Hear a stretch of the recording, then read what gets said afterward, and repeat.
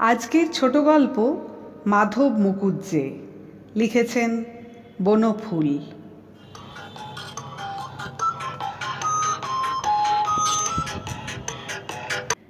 রাত্রি 10টা, অমাবস্যার রাত্রি, চতুর্দিকে অন্ধকার। মাধব মুকুজ্জে ক্লাব হইতে ফিরিতেছিলেন। পথে চাটুজ্জে মহাশয়ের সহিত দেখা। চাটুজ্জের হাতে লণ্ঠন। মুকুজ্জে: কি হে চাটুজ্জে, খবর কি?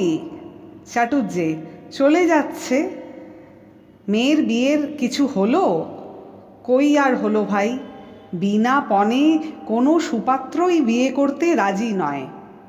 অথচ দেখো, আমার মেয়ে কিছু নিন্দের নয়, লেখাপড়াও কিছু জানে, গেরস্তালি কাজকর্মে নিখুঁত, সেলাইয়ের কাজ নেহাত মন্দ করে না, গান বাজনাও কিছু শিখেছে। কিন্তু হলে কি হবে, ৩,৫০০-এর কম কোনো বেটাই রাজি হয় না। এমন সমাজে বাস করি। মুকুজ্জে: সমাজের দোষ দিও না, তুমি নিজে অসমর্থ তাই বলো। সমাজের দোষ নয়, বলো কি তুমি? সমাজের বিন্দুমাত্র দোষ নেই। বিন্দুমাত্র দোষ নেই? না। চাটুজ্জে উত্তেজিত হইলেন। বাঁহাতি গলিটার মধ্যে ঢুকিয়া কিছু দূর গেলেই তাহার বাড়ি, কিন্তু তিনি গলিতে ঢুকিলেন না। তর্ক করিতে করিতে মুকুজ্জের সঙ্গে চলিতে লাগিলেন। চাটুজ্জে: তোমার মতে তাহলে পণ প্রথাটা অন্যায় নয়? আমার ধারণা ছিল তুমি পণ প্রথার বিরোধী। মুকুজ্জে: পণ প্রথা যদি অন্যায় হয়, তাহলে ট্রেনে টিকিট কেটে যাওয়ার প্রথাটাও অন্যায়। তার মানে তুমি কাশ্মীর বা গৌহাটি যাবার বেলায় রেল কোম্পানিকে পয়সা দিতে ইতস্তত করো না, যে ক্লাসে চড়ে যাও সেই ক্লাসের মতোই ভাড়া দাও, অথচ মেয়ে পার করবার বেলায় পাত্রের যোগ্যতা অনুসারে দাম দিতে চাও না। এরই বা মানে কি? চাটুজ্জে একটু থতমত খাইলেন, তাহার পর সামলাইয়া লইয়া উত্তর দিলেন। চাটুজ্জে: কাশ্মীর বা গৌহাটি যাওয়ার সঙ্গে মেয়ের বিয়ের তুলনা চলে না। মুকুজ্জে: চলবে না কেন, খুব চলে। রেলে গমনাগমন করাও তোমার যেমন প্রয়োজন, মেয়ের বিয়ে দেওয়াটাও তেমনই তোমার প্রয়োজন। একটার জন্যে স্বচ্ছন্দে পয়সা খরচ করতে তোমার আপত্তি হয় না, আর একটার জন্য হয় কেন? বিয়েটা একটা সামাজিক ব্যাপার, ও নিয়ে অত দর কষাকষি করা। তুমি যে পুরুতগিরি করো, বিনা দক্ষিণায় করো, ওটাও তো সামাজিক ব্যাপার। ডাক্তার, মাস্টার, উকিল, লেখক, ব্যবসাদার সবাই নিজের যোগ্যতা অনুসারে মূল্য নেয়। বরই বা নেবে না কেন? চাটুজ্জে: তা বলে এত নেবে? মুকুজ্জে: খুব বেশি কি? যে ধরনের পাত্র তুমি চাও সেই হিসেবে খুব বেশি নয়। ফার্স্ট ক্লাসে যেতে হলে বেশি ভাড়া দিতে হবে না, থার্ড ক্লাসে যাও, কম ভাড়ায় হবে। তোমরা সবাই যে ফার্স্ট ক্লাস পাত্র চাও, দেখতে ভালো হবে, বিদ্বান হবে, উপার্জনশীল হবে, বংশ ভালো হবে, সচ্চরিত্র হবে, বাপের বিষয়ে থাকবে, দোজবরে হবে না। অর্থাৎ চাও একটি নিখুঁত জিনিস, কিন্তু বিনা পয়সায় তা কি কখনো হয়? হওয়া উচিতও নয়। উচিত নয়? নিশ্চয়ই নয়। তোমার মেয়ের ভরণ পোষণের জন্য তুমিই দায়ী, কিন্তু সে দায়িত্ব তুমি নির্বিবাদে চাপিয়ে দিতে চাও আর একজনের স্কন্ধে। বিনা পয়সায় এভার সে নেবে কেন?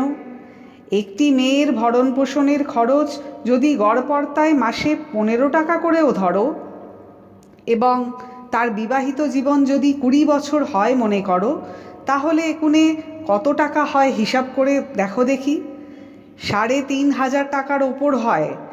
আইনত এই টাকাটা তোমারই দেও, কারণ তুমিই মেয়েটির জন্মদাতা। তুমি তোমার মেয়েকে যে স্টাইলে রাখো সেই অনুসারেই হিসাব করলাম।